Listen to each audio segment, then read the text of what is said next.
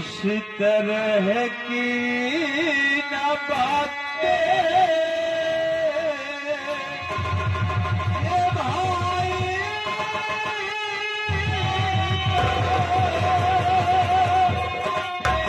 झूठाई जा मुझे पर लगा वो नहीं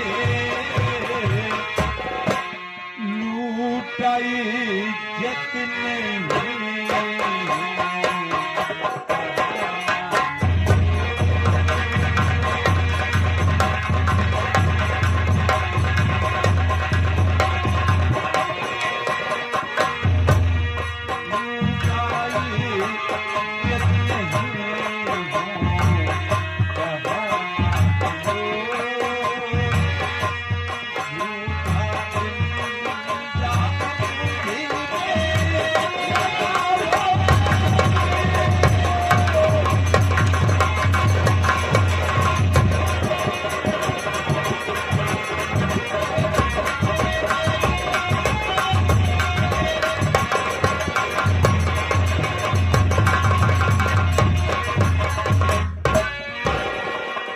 मेरे भाई यीशु, तू मुझे बचपन से जानता है मेरे भाई। तेरा भाई इतना बड़ा नीच नहीं है मेरे भाई।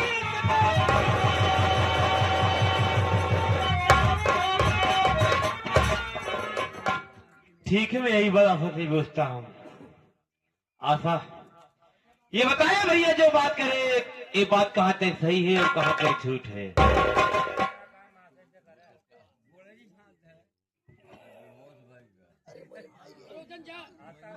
अरे मोर मावा हो, अरे मोर माई,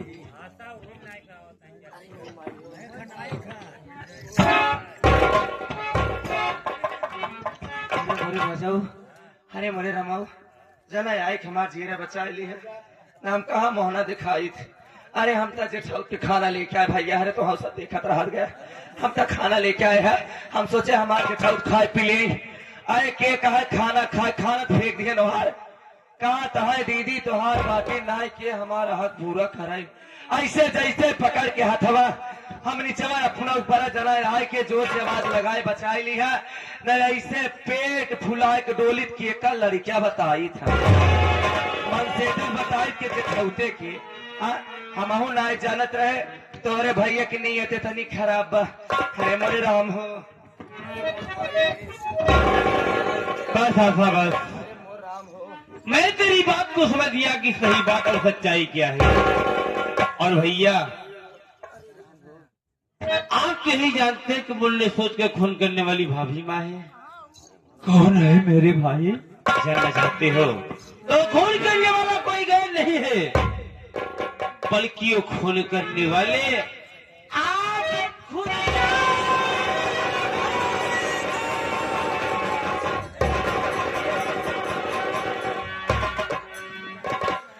और ये भी बता देना चाहता हूँ कि खून किस लिए किए हो।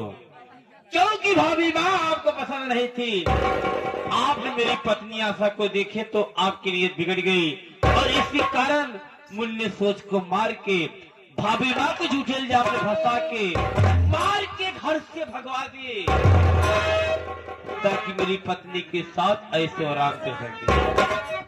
वाह भैया वाह, मेरे साथ इतना बड़ा विश्वासघात। तो एक बात सुन लो, आज के बाद भाई भाई का रिश्ता समाप्त और सुन बे सब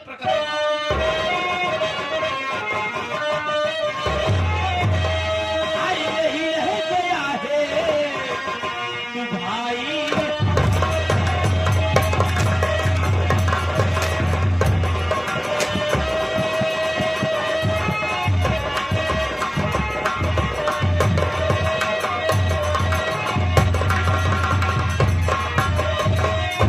नहीं रह गया है तू भाई।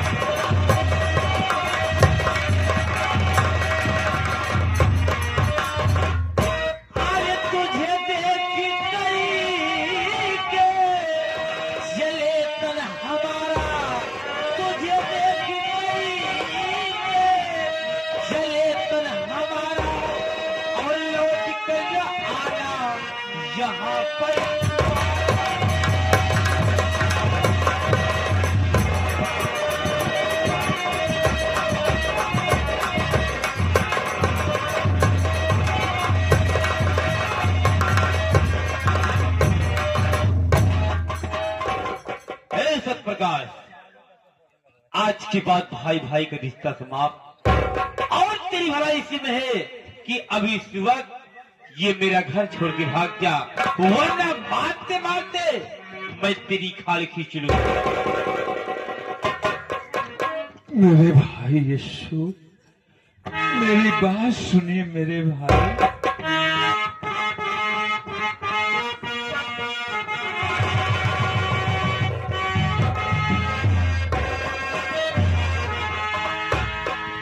आज छोटे का भैया सुना,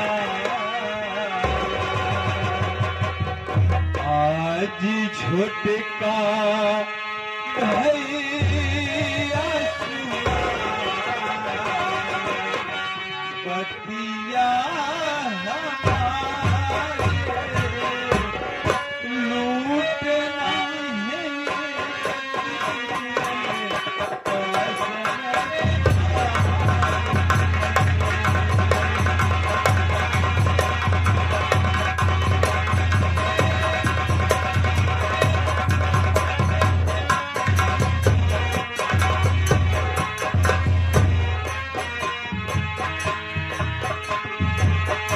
आज छोटा भैया भैया भैया,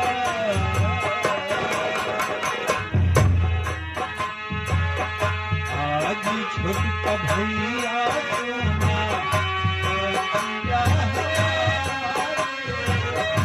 लूटना ही कैसे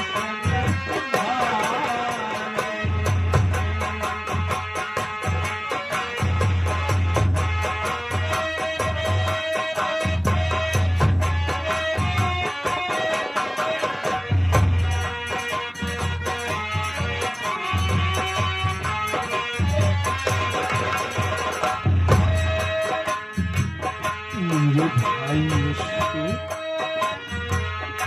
जरा एक बार सोच लो मेरे भाई, एक बार सोच लो।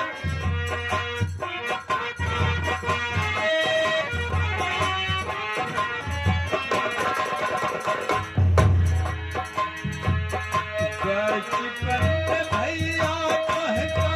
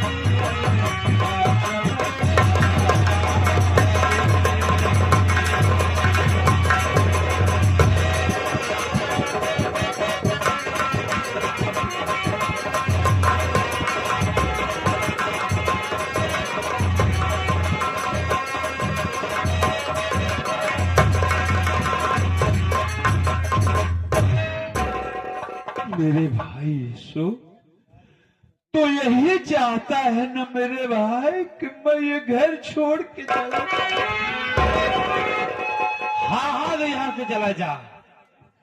ठीक है मेरे भाई, मैं ये घर छोड़ के जा रहा हूँ, लेकिन जाने से पहले मुझे एक गिलास पानी पिला। आता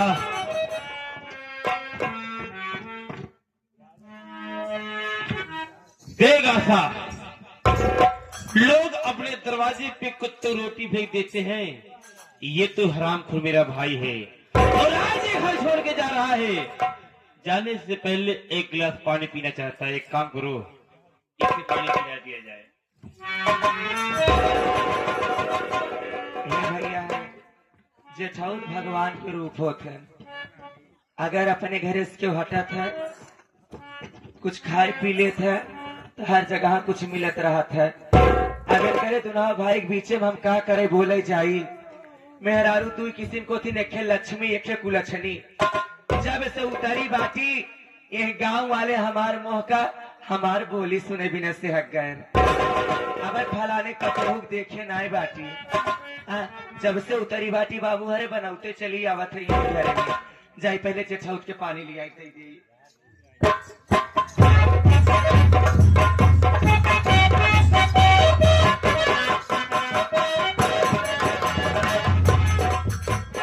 लेकिन एक बार रखो प्रकाश, आज भी तुझे पानी पिला दे रहा हूँ लेकिन दोबारा घूम के मेरे घर की तरफ देखने की कोशिश मत करना।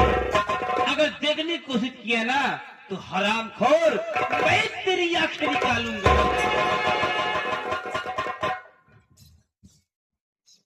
एकर नाम है पानी। मनई कितना खाना खा लेते बिना पानी पेट नहीं भरत।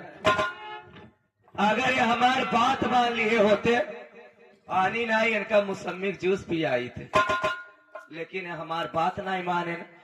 अजय हमार बात नहीं माने हम जितना नरम है उतना ही गरम है। सुनी थे सबके लेकिन करी थे अपने मन की। अब इनका पानी पियाई कब जब हमें जहर मिलाई या तो पानी पी के मरी नहीं जाई या तो पगलाय का तो तारा नारम कूद के अपन जान देगी। ये हमारे बात नहीं आए है ना। अरे एक कई रात की तो बात रही घरेन की बात रही ऐसे कैसे इनका पानी पिया कहीं जरूर कना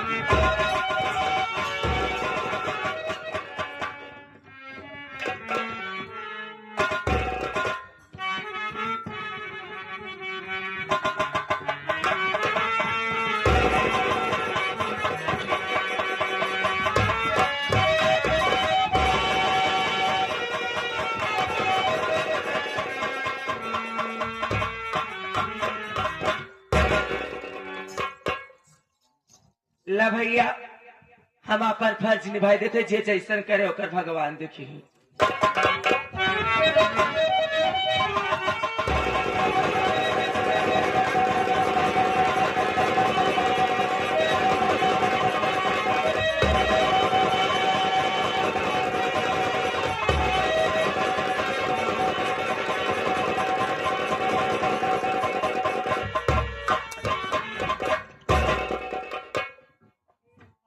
या मेरे मालिक ये मुझसे हो क्या रहा है? मेरा सिर चकरा रहा है, मेरे सिर में चक्कर जैसा आ रहा है। मेरा सिर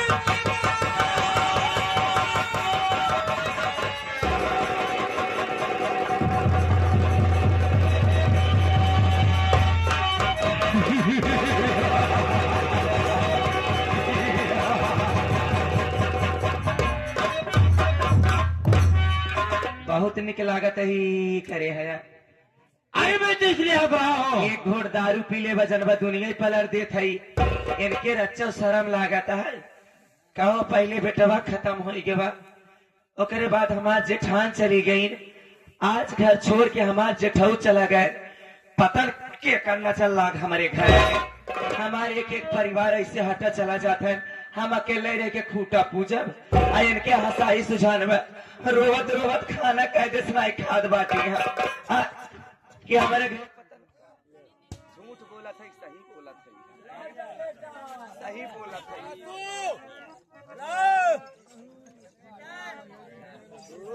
छोटी बात से नाराज हो जाती हो।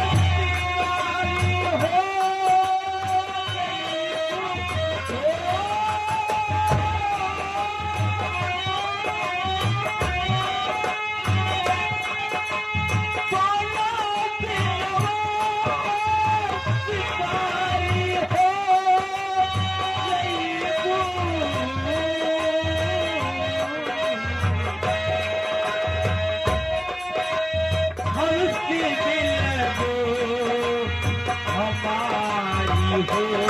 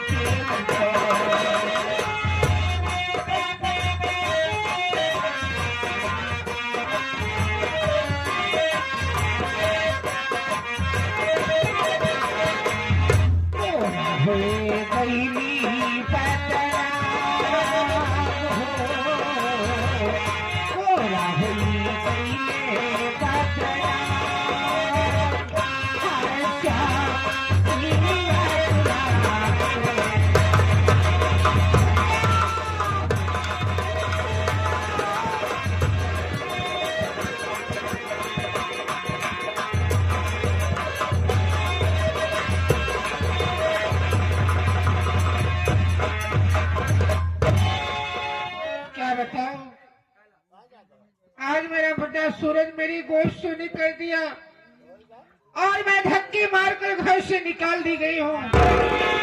अब मेरा जीने का कोई सहारा नहीं है, ना तो इस संसार में जीने का कोई अधिकार है।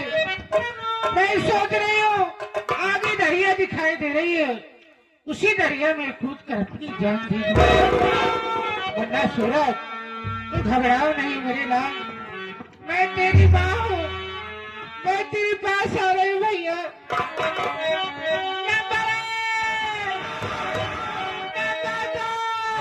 बेटी, इस तरह से आत्महत्या करना महापाप है।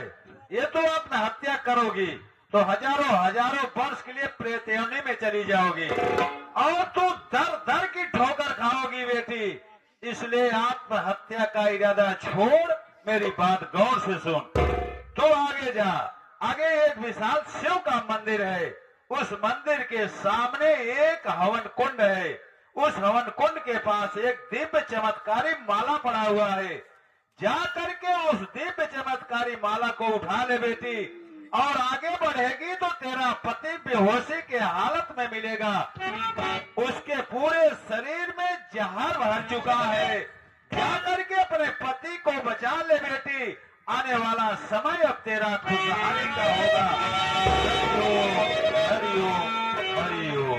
एक ऐसी आकाशवाणी हो रही है, मेरे पति संकट में है, उनके शरीर में जगह, लेकिन कैसे? ठीक है, और भगवान भोले आपके दरबार में जाने से मेरा बिछड़ा परिवार मिलता है तो मैं जरूर जाऊंगी और उनकी आराधना करूंगी।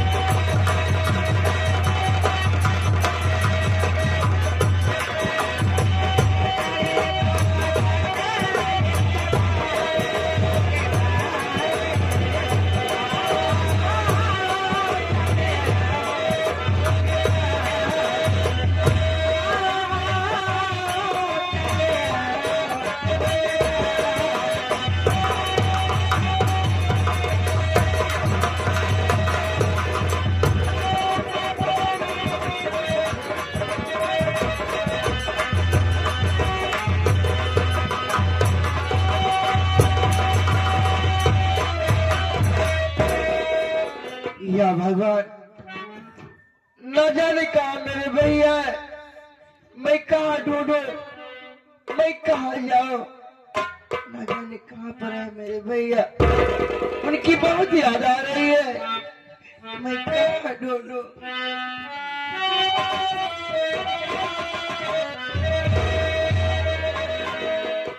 कि तो ये ढूंढ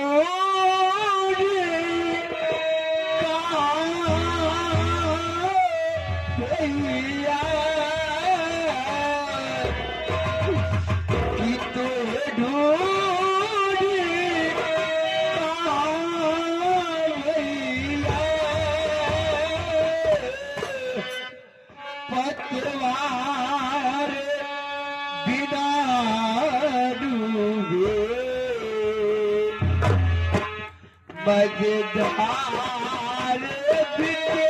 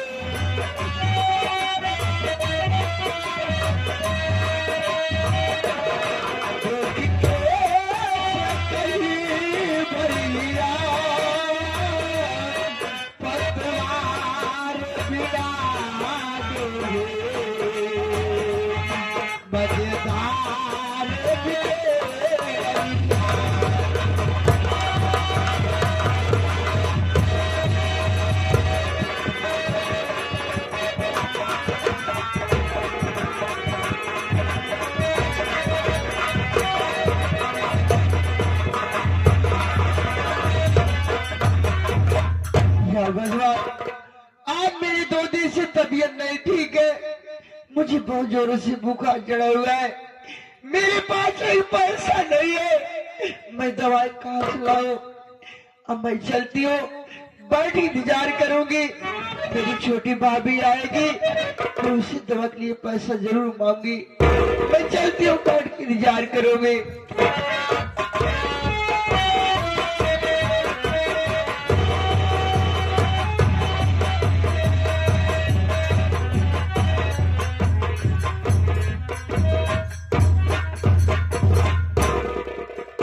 ऐसा लगा था विधायक ही लड़ी है, देखा बैठी नहीं, घर काम का छोड़ दिए हैं,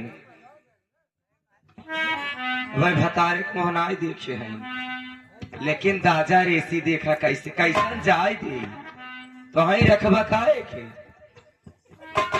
चूल्हा बासन पड़ा बा, बढ़िया बढ़िया पहने के पाई जात हैं, खाए के पाए जात हैं, तरार किस न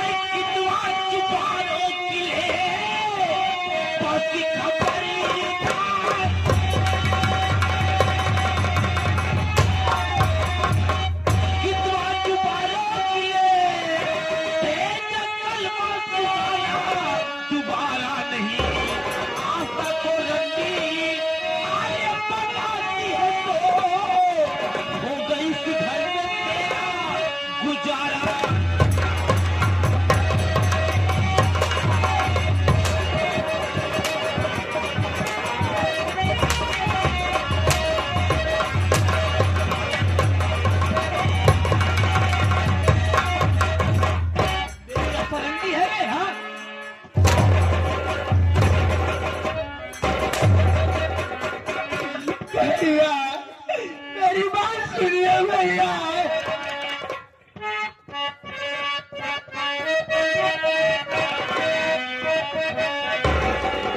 की पवैया पकड़ के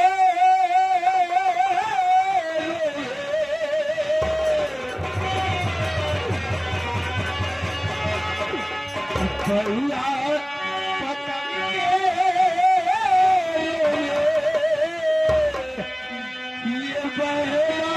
के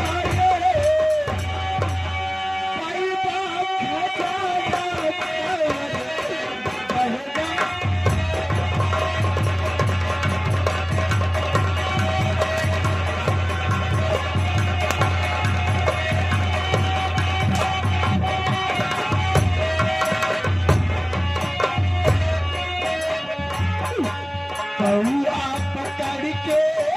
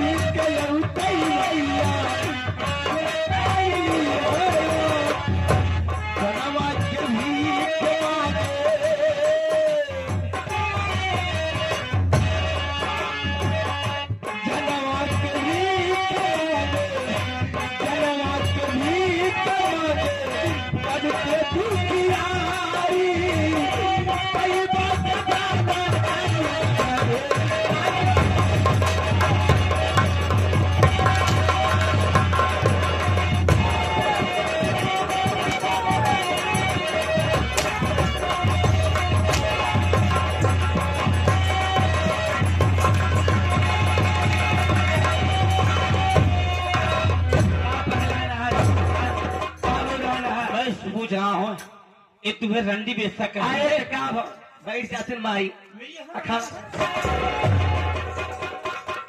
अखाड़ा लड़ाई जाते भाई बापे संगे हमारे सब रहे नहीं है में भाई बापे कब मोच नीचे ना हो दिए मायने तो इज्जतदार घर का इज्जतदार के बहन बिटिया रहे है कुछ मसरे घर के ना ही रहे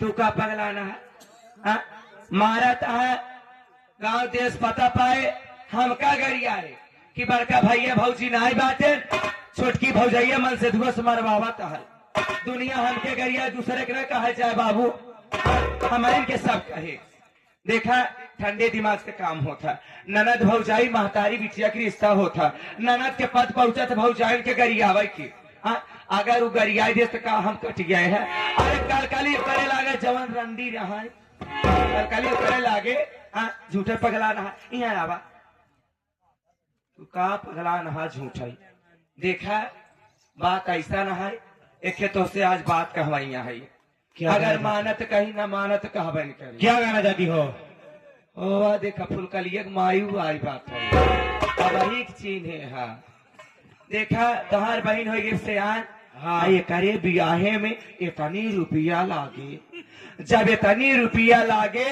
न हम दूसर भतार करे जा न तो रुपये पेड़ हिलावे जा और लागे मानत कहीं न मानत कौनो बतिया कहो क्या कहना चाहती हो देखा कुल पैसा तोहार बचाई दे, जब से उतरी बाटी बनौते तो चली आवत है।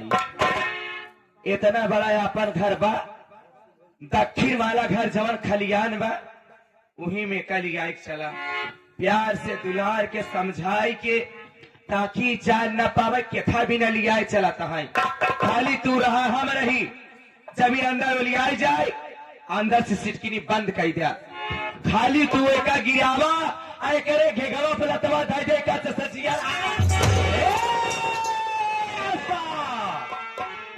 हरामजादी, आई मैं भूल कि गीता मेरी बहन है। बहन तुझे रंडी में ऐसा कही तो तेरे सामने से बेरहमी से मारा, लेकिन ये कहो कि मैं अपनी बहन को जान से मार डालो, ये मुझसे नहीं होगा।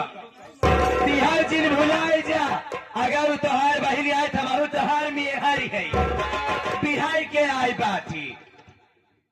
जितना माई बहन नहीं पियाती उतना मेहर पियाती। नहीं की माई आई पुरन की माई 1 2 3 हुई। इतना ही जाना चाहिए था, हमार बात मानबा कि ना मानबा। मैं तेरी बात को नहीं मानूंगा तो नहीं ना मानबा, हमारी बात ना मानबा, तबे नहीं बैठो के लेना हमारी छोड़ के